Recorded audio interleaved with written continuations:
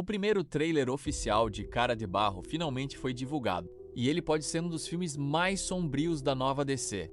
Logo nas primeiras cenas já vemos um personagem completamente destruído física e psicologicamente, mostrando que o filme deve focar muito mais no terror e no drama do que apenas na ação.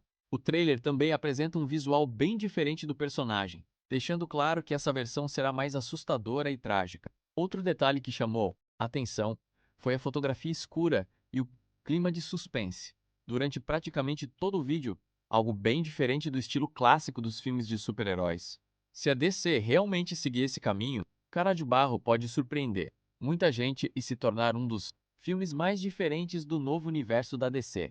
E você, gostou do trailer ou esperava algo diferente?